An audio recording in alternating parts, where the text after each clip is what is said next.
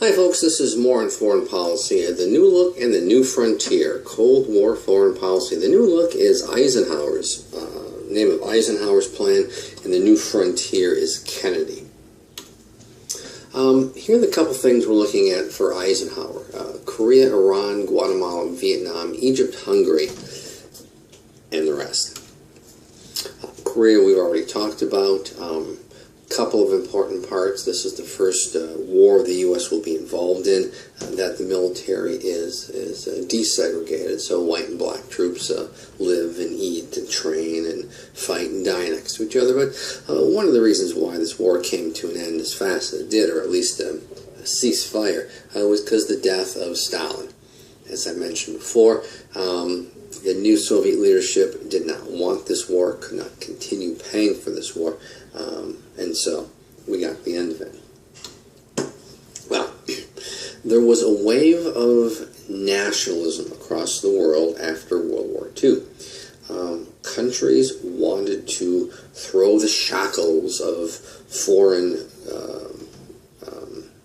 leaders out of their soil. One example is Iran.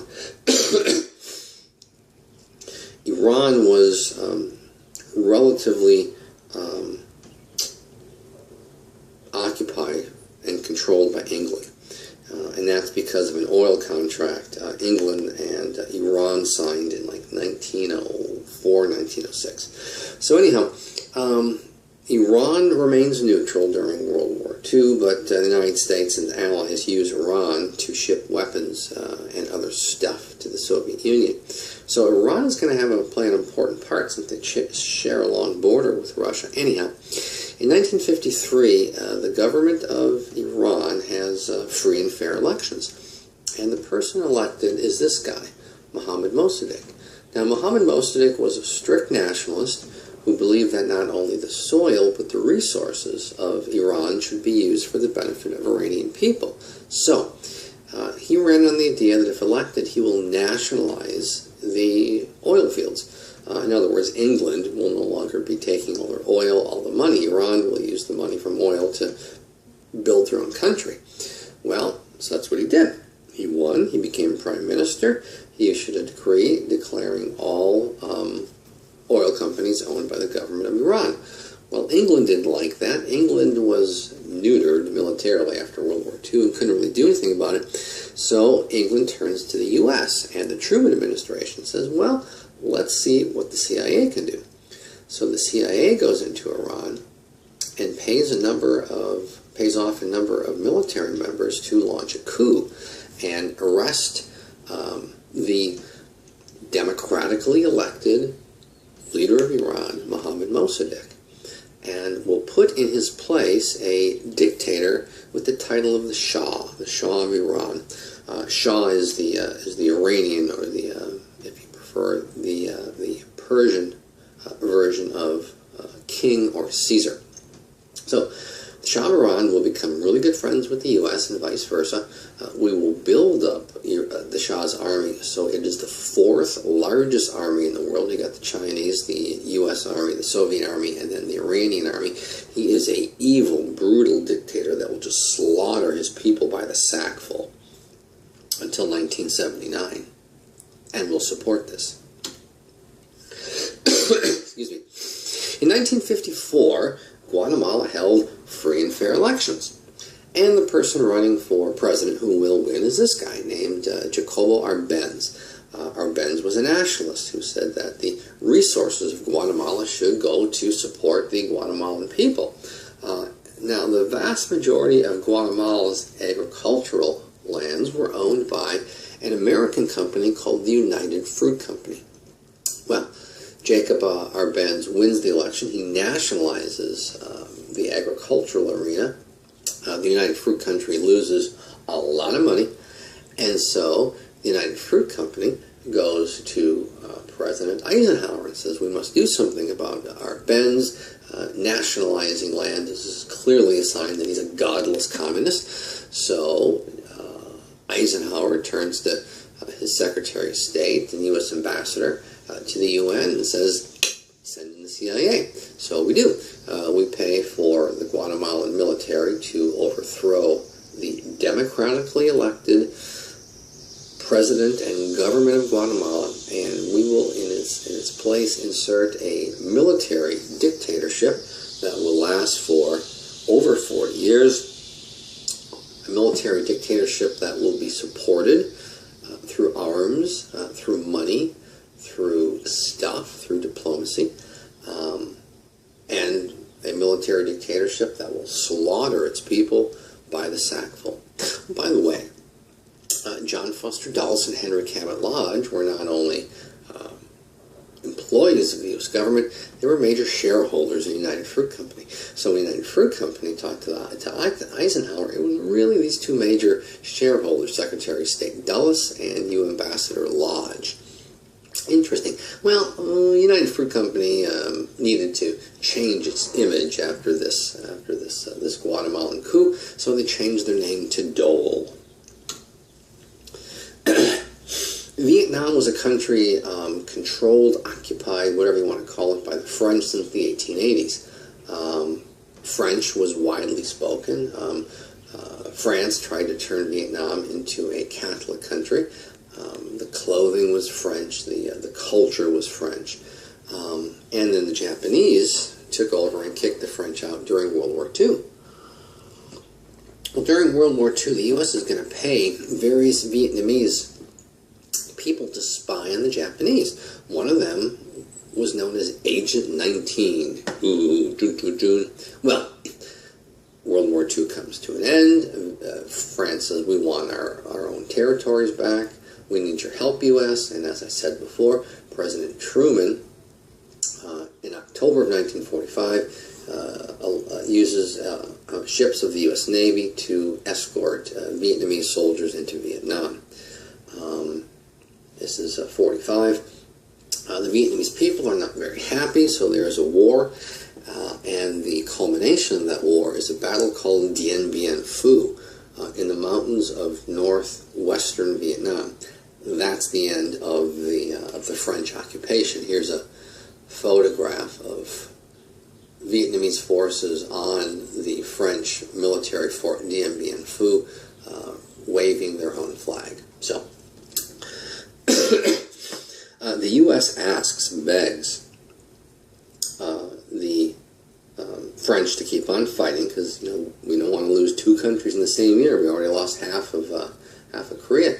Well, France says no, they can't do it. So what the U.S. does is they get the Vietnam to be split in half, and the United States puts its own guy, a guy named Diem, D-I-E-M, in charge, and starts putting in a lot of military aid and a few hundred U.S. troops. Agent 19, by the way, his name will be Ho Chi Minh. Ho Chi Minh was a nationalist. After World War I, he actually wrote a letter to President Woodrow Wilson saying, I would like to turn Vietnam into an American-style democracy, an American-style economy. Will you please help us out? Starting with the translation of the Declaration of Independence into Vietnamese. And Wilson, for the most part, didn't write back, but said no, Vietnam will be controlled by the French. After World War II, Ho Chi Minh wrote a similar letter to Truman asking for his help, and Truman said, in a nutshell, no. So, as we talk about, as you read about Vietnam, just think to yourself, how different would the United States have been if one of these two letters would have been answered affirmatively, and we would have helped create a capitalistic, democratic Vietnam. Well, Egypt had been not really controlled by foreign power, but led by a king who was under the control of foreign entities, especially the French and the English. Well, the Egyptian military overthrew this dictator, and led by a group of military officers. The most charismatic was a guy named Nasser, Gamal Abdel Nasser. And Nasser was a nationalist, and he wanted to do all this stuff. He wanted to have a massive irrigation plan in which the Nile would be used to create farmland from the desert. He wanted to bring electricity to the people of Egypt, and he would do so by building a series of dams along the Nile. The first one is going to be called the Aswan High Dam. Well, Egypt didn't have a lot of money for this project, so he goes to the United States, and he gets the United States, through the help of the World Bank, to secure a loan. Well, shortly after the loan is signed, or the note is signed, and the World Bank is going to loan this money to Egypt, Egypt decides to buy some weapons from Czechoslovakia. Now, Egypt declared themselves neutral, just like Cuba, just like India, and we did not recognize neutrality, which is kind of ironic. The essence of our trade policy since George Washington had been neutrality and neutral rights, but it's the Cold War. We do not accept neutrality. The Cold War is a Cold War. One of the characteristics of the Cold War is us versus them. You are either with us or you are against us. Either you are part of the free world or you are part of the godless communist world. There is no in between. There's no such thing as neutral. So we were kind of wondering about Nasser and Egypt to begin with. Well, Czechoslovakia was a communist country occupied, controlled by the Soviet Union. So in the eyes of Americans, when he bought Czech weapons, he was necessarily supporting the godless communists. So the World Bank, through the help of the U.S., stopped the funding. Well, Nasser says in a nutshell, heck with that, I'm going to get money from Plan B, and Plan B is nationalizing the Suez Canal Company. Not the Suez Canal, but the Suez Canal Company. France, and then eventually England, will complete the building of the Suez Canal. The Suez Canal is this thing that allows European countries to go through the Mediterranean, through the Suez Canal, down through the Red Sea, around, and either down to Africa or up to, Asia. Well, the Suez Canal Company was owned by England, and the Suez Canal Company was the entity that collected the fees for ships to traverse the Suez Canal. So that's what Nasser nationalized. So then the money would now be collected by Egyptians and would be spent on Egypt. Well, England didn't like that. France didn't like that. They certainly didn't have the money to do anything about it. So they turned to the U.S. And the U.S. says, I think we're going to sit this one out. So England and France come together and they examine an old treaty. England occupied Egypt for a while until the 20s, and then they signed an agreement after World War II, and England left. But one of the articles of the treaty said if the Suez Canal is ever threatened by a foreign force, then England had the right to invade and reoccupy Egypt to protect the Suez Canal. So England and France goes to this newly created Jewish state called Israel and tells the Israelis, why don't you guys invade Egypt? If you invade Egypt, we will allow you to take this chunk of Egypt, the Sinai Desert. Now, England and France say, when you attack, we, England and France, will declare an emergency, and we will send in the troops. You guys will stop at the Suez Canal, we'll stop on this side, we'll take this side, Israel gets this side. Great, so that's what they do. In the fall of, I think it's 54, we'll find out here in a minute, Israel invades. England says, oh no, look what is going on. We must help and protect the Suez Canal. So English and French troops invade, and Eisenhower goes just ballistic. He knows what's going on. The U.S. goes to the UN and demands the immediate withdrawal of Israeli, French, and British troops from Egypt.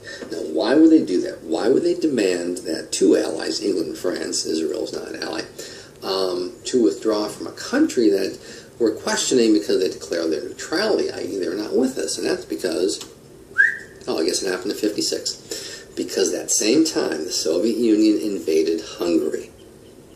Hungary was a country who broke away from the Soviet sphere of influence and declared their independence. So Soviet tanks said, no, you're not. And they invaded, starting with the capital of Budapest.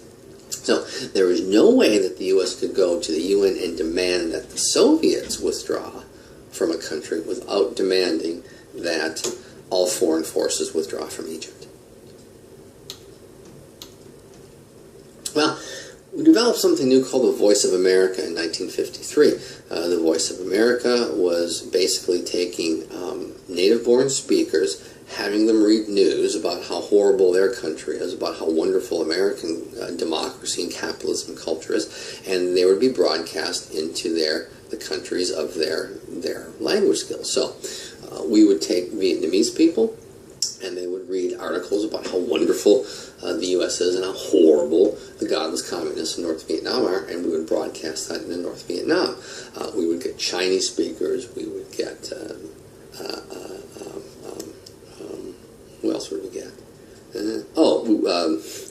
We would get various European country speakers, Polish, Germans from East Germany, Czechs, Hungarians, Romanians, Bulgarians, you name it. And that was the Voice of America. The Voice of America. Voice of America is still in operation today, although there's not that many countries that we're targeting. China being one, Cuba being another. And then we launched the United States Information Agency. USIA is an agency that actually no longer exists. It was killed off to use some of its money to fight the war in Iraq, the second one. USIA was an organization that collected open source information from all over the world, primarily by transcribing radio, TV, and newspapers. Wonderful, wonderful, wonderful source of foreign news and a lot of times foreign propaganda for historians. Like I said, that's gone. Well, we have the Eisenhower Doctrine. The Eisenhower Doctrine applied primarily to the Middle East, and it said what we'll do is when there's a problem, when it appears to be an invasion from a foreign power, we will send in economic resources and maybe even the military resources. Well, we had a civil war in Jordan in 1957, and the Jordanian king, who's a big ally with the U.S., says, no, we'll take care of it, and they do. Well, the next year, the Lebanese have a major civil war. Now, Lebanon had been controlled by France for quite a long time. The minority population, about 10% of the population, were French-speaking and Arab-speaking Roman Catholics. And they lived in and around primarily Beirut. The rest of the country, 90%, were Arab-speaking Muslims, some Sunni, some Shia. So, excuse me, when France wrote the Constitution and then withdrew, the Constitution stated that federal jobs would be divided between the Catholics and the Muslims, but it gave a lot of power to the Catholics, which the Muslims said that's not really fair because they're such a tiny minority. So there was the Civil War, and we sent in the troops, and they hit the beaches of Beirut after the Civil War had come to an end. We were a little late with that one. Then we have Kennedy. The three big things for Kennedy: Cuba, Vietnam, and Israel. Cuba had been militarily controlled by the U.S., bits and parts of it, sometimes more, sometimes less, since the Spanish-American War. The leader of Cuba was a nasty dictator who killed a lot of his people, who used the vast majority of U.S. aid to line his own pockets and the pockets of his family and the pockets of his mistress and some generals. Well, there was a growing anti-U.S. dictator movement in Cuba, and in 1959 they succeed in overthrowing the U.S. appointed dictator of Cuba. They were led by a guy named Fidel Castro, and weren't exactly sure at first what was going on. And Castro actually came to the United States. He was on the TV show called The Tonight Show. When he was younger, when Cuba was still was still run by a U.S.-supported dictator, Castro was a pretty good pitcher, and he was signed to a minor league contract with the New York Yankees. So it's fun to think how different U.S.-Cuban relations would have been if Castro would have been a little better and would have been brought up into the big leagues and played with the New York Yankees. So Cuba Cuba leads this revolution. He declares himself in charge. Eventually we find out he's a communist. So right at the end of the Eisenhower administration, he tells the CIA to come up with this plan. Here's the plan. We're going to round up a bunch of the Cubans who fled their country. You know, they didn't stay and fight for their country. They came running to the U.S., and we're going to collect them up, and we're going to take them to Guatemala. Remember, Guatemala owes us a big one. And we are going to train them. And then once they're fully trained, we're going to take them from Guatemala and have them invade at this area, which in English is called the Bay of Pigs. Now, Voice of America from the Keys will be announcing that your sons have returned to liberate you, with the expectation that Cubans will rise up and get rid of their evil communist dictator. Well, that's not what happened. What happened is that the Cuban military very quickly arrested them. There was about 1,000, 1,500 of these Cubans and some American advisors. And the Cuban people did not rise up, and the American government scratching their head and wondering why would people want to live under a godless communist regime? Well, here's why. Because the vast majority of people under the U.S.-supported dictator had nothing. And by nothing, I mean absolutely nothing. No meaningful place to live, no future, no education, no nothing. Well, the communists take over, and one thing that Castro did is he socialized the economy. Factories would equally distribute the wealth. Land was equally distributed. There was a mandatory K through 12 school system, and the best and brightest after graduating high school would be sent to college in Cuba and some other countries like Russia, which would be paid for by the Cuban government. Well, that means that the Cuban people very quickly got a classic education and some really nice jobs. And the Soviet Union supported, somewhat militarily, but primarily economic support, a lot of money, a lot of resources. And so Cuba's going to be fat and happy until the end of the Cold War. We'll get to that later. Oh, I'm sorry. And then during the Kennedy administration, he takes over in January of 1961. He wins the election in November of 60, and the CIA hands Kennedy, here's the plan, and that Eisenhower came up with, and Kennedy said, let's do it. So April of 61 is the Bay of Pigs. 18 months later, U.S. intelligence shows that the Soviet Union is bringing into Cuba what we suspect to be nuclear weapons. And we already know from other intelligence operations that the Soviet Union was building missile launching sites. And so we got a little nervous. Cuba is 90 miles off the coast of Florida, and we were not happy to have the Soviet missiles 90 miles off the coast of Florida, because if they were launched, folks in Washington, D.C. would have less than 5 minutes to prepare for their ultimate demise. These missiles could hit just about every place in the U.S. except parts of Northern California, Oregon, Washington, Idaho. So there was this interest in the Kennedy administration to stop it, but how do they do? If they invade, there's going to be a tremendous amount of civilian casualties. That's what the Army wants. The Air Force said, well, let's just take our B-29 bombers and bomb the hell out of Cuba.